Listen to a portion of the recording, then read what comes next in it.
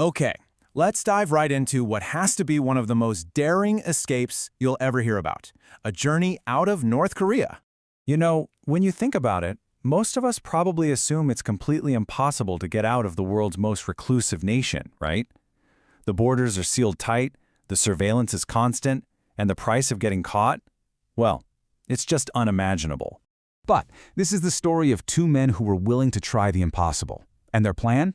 It was as desperate as it was brilliant. And it all hinged on a bike tire. Yeah, a single bike tire. All right, so our story starts with a man named True Lee. And what's really incredible here is that Lee wasn't some dissident or a poor farmer. No, he was a high-ranking North Korean government official. And he used that very position to secretly scout the heavily guarded coastline along the Yellow Sea.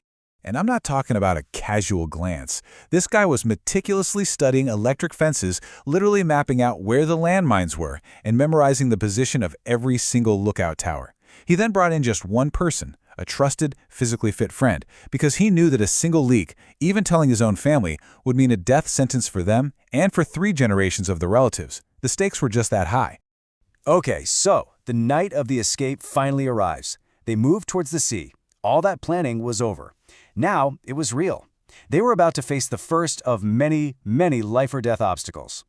His friend goes first, bravely leading the way through a minefield hidden in high grass. Can you imagine? Then it's Lee's turn to check the electric fence, and by some miracle, by sheer luck, it was off. Lee actually knew this might happen. The regime sometimes cut the power just to save a few bucks. Then, a cloud blocks the moon, giving them just enough darkness to make a final, desperate sprint for the water. So, they made it. They got past all the land defenses. But the second they reached the water, their entire, simple, ingenious plan completely fell apart.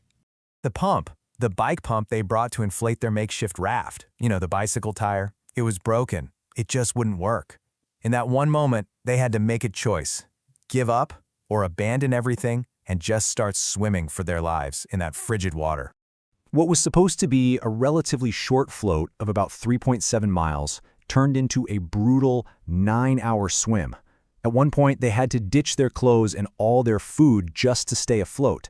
It gets worse. His friends started getting these paralyzing leg cramps, and Lee had to massage his friend's leg with one hand while treading water with the other, just refusing to let him give up. Incredible. Hours into this ordeal, in the pitch black, a ship appears. They had no idea who it was, but they feared the worst, a North Korean patrol. They frantically swam to this tiny, deserted island and hid for the entire night, literally covering themselves with washed-up garbage just to try and stay warm. The next day, after a pretty hopeless attempt to build a raft out of styrofoam, another boat shows up, but this time it was a South Korean military vessel. Turns out they'd been tracking the men's heat signatures with infrared technology since the night before. They were finally, unbelievably, safe. So that begs the real question, right? Why would anyone, go through all of that? What on earth are you running from that makes a 9-hour swim in the freezing ocean seem like the better option? Well, you have to understand, North Koreans live in a total information vacuum. I mean, there's no World Wide Web. All the media you see or hear, it's state propaganda that blames the rest of the world, especially the US, for all the country's problems.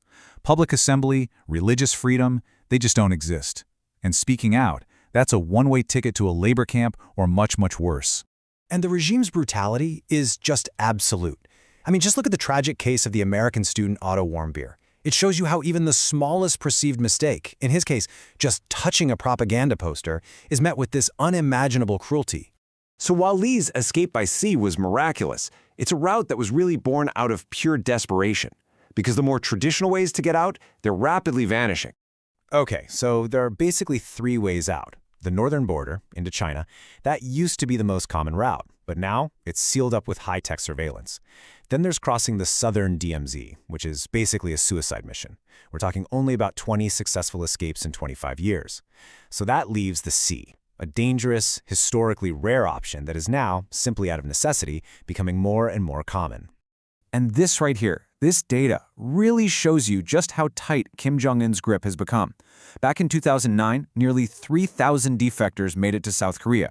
But since 2020, with all the tightened controls and border lockdowns, that number has absolutely plummeted to less than 100 per year. It's staggering. But here's the thing. even for the very, very few who actually make it out. Freedom comes at a staggering and often hidden price. Every single person who escapes knows that their family, their relatives left behind, will likely face severe punishment, prison, or even worse. It's a cruel form of collective retribution by the state, and that's a burden they have to carry with them for the rest of their lives. On top of that, the northern border region is just crawling with human traffickers. And the numbers here they're just stark. A staggering 80% of the victims are women. Many are lured with these false promises of a job, only to be forced into marriage with Chinese men. Which leaves us with a final, really sobering question. As North Korea builds its walls higher and higher, and the escape routes become more and more perilous, what future, what hope really remains for the millions of people still trapped inside one of the world's most oppressive regimes?